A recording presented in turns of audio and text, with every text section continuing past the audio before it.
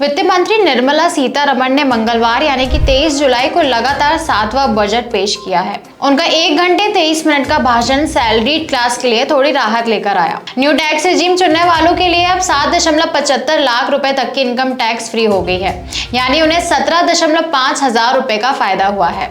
वित्त मंत्री ने बिहार को 57.5 हजार करोड़ रुपए और आंध्र प्रदेश को 15 हजार करोड़ की मदद देने का ऐलान किया है। वहीं बिहार, झारखंड, पश्चिम बंगाल, उड़ीसा और आंध्र प्रदेश के लिए इंफ्रास्ट्रक्चर डेवलपमेंट की स्पेशल स्कीम लाने का भी वादा किया है। हमारी आज की ये रिपोर्ट भी इसी विषय पर है, तो आइए जानते हैं बजट 24-25 के बारे में विस्तार से। नमस्कार, मैं सिमरन शर्मा स्वागत करती हूँ आपका यूबी न्यूज में, जहां हम न सिर्फ खबरें लाते हैं बल्कि उसका बारीक और सटीक विश्लेषण भी करते हैं। मोदी सरकार के इस बजट में वित्त मंत्री निर्मला सीतारमण ने कई बड़े ऐलान किए हैं।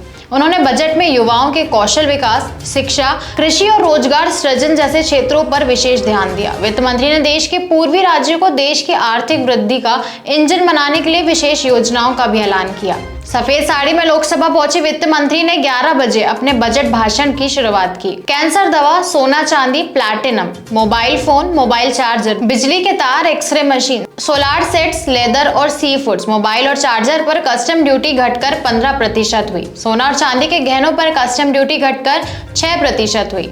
नई टैक्स रेजिम में 7.75 लाख तक की इनकम टैक्स फ्री, वहीं 17.5 हजार का फायदा हुआ है। फैमिली पेंशन पर टैक्स छूट 15,000 से बढ़कर 25,000 हुई है। 2 लाख करोड़ रुपए के प्रावधान के साथ युवाओं के लिए 5 स्कीम है। 5 करोड़ से ज्यादा युवाओं को इसका लाभ होगा। रोजगार सृजन को प्रोत्साहन देने के लिए 3 स्कीम लाई गई हैं। विकसित भारत का इंजन बनेंगे पूर्वी राज्य, बिहार को मिलेंगे 3 एक्सप्रेसवे, तो वहीं 26,000 करोड़ रुपए की लागत से बनेंगी 3 नई सड़कें। इसी के साथ गया में नया औद्योगिक हब भी बनेगा। मैन्युफैक्चरिंग सेक्टर में रोजगार सृजन हुआ है।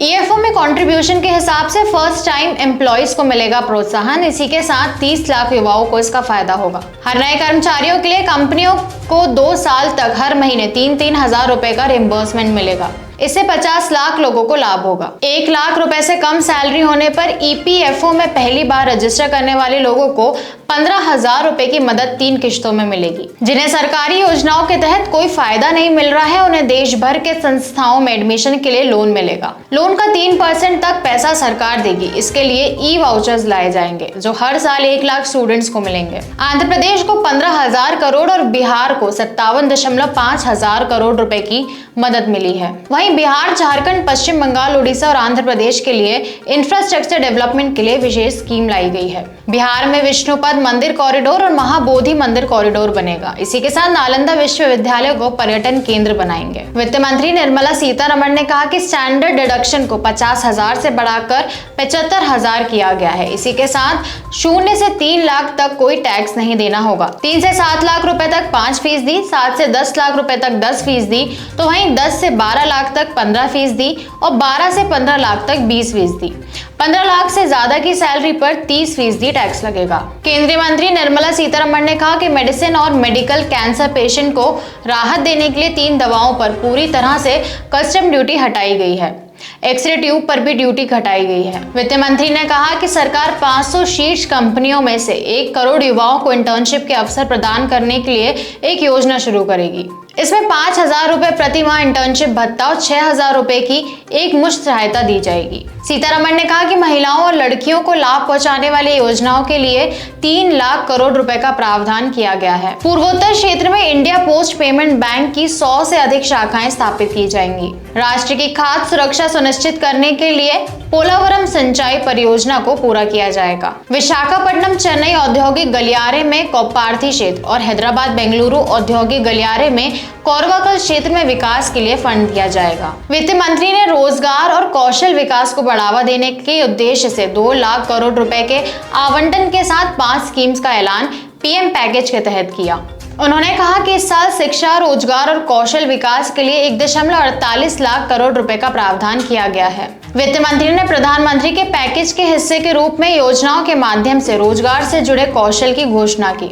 उन्होंने कहा कि ये योजनाएं ईपीएफओ में नॉमिनेशन पर आधारित होंगी, जो पहली बार काम करने वाले कर्मचारियों को पहचानने पर ध्यान केंद्रित करेंगी। उन्होंने कहा सभी औपचारिक क्षेत्रों में वर्कफोर्स में एंट्री पर पहली बार काम करने वालों को 1 महीने का वेतन मिलेगा। 1 महीने के वेतन का प्रत्यक्ष लाभ हस्तांतरण यानी कि डीबीटी 15,000 रुपए तक 3 किस्तों में प्रदान किया जाएगा। इस लाभ के लिए पात्रता सीमा 1 लाख रुपए प्रति माह का वेतन होगी। इससे 2.1 लाख युवाओं को लाभ मिलने की उम्मीद है। 6 करोड़ किसानों की जानकारी लैंड रजिस्ट्री पर लाई जाएगी। 5 राज्यों में नए किसान क्रेडिट कार्ड जारी किए जाएंगे। मुद्रा लोन की रकम 10 लाख से बढ़ाकर 20 लाख रुपए। तो वहीं 500 टॉप कंपनियों में 1 करोड़ युवाओं को इंटर्नशिप का वादा दिया है। बजट में आंध्र बिहार को मिली सौगात पर अखिलेश यादव ने कहा कि सरकार बचानी है तो अच्छी बात है। जब तक किसान और नौजवानों की नौकरी का पक्का इंतजाम नहीं होगा तब तक कोई बड़ा लाभ नहीं है। सीतारमण ने कहा कि महिलाओं और लड़कियों को लाभ पहुंचाने वाली योजनाओं के लिए 3 लाख करोड़ रुपए का प्रावधान किया गया है। पूर्वोत्तर क्षेत्र में इंडिया पोस्ट पेमेंट बैंक की 100 से अधिक शाखाएं स्थापित की जाएंगी। तो वहीं राष्ट्र की खाद्य सुरक्षा सुनिश्चित करने के लिए पोलावरम सिंचाई परियोजना को पूरा किया जाएगा। तो ये थी हमारी आज की खास रिपोर्ट। आपको यह कैसी लगी हमसे अपने विचार जरूर साझा करें। वीडियो पसंद आए तो इसे लाइक और शेयर करें, साथ ही चैनल को सब्सक्राइब करना ना भूलें। यूबी न्यूज आपके लिए लाता रहेगा देश विदेश से जुड़ी ऐसी और खबरें। तब तक के लिए धन्यवाद।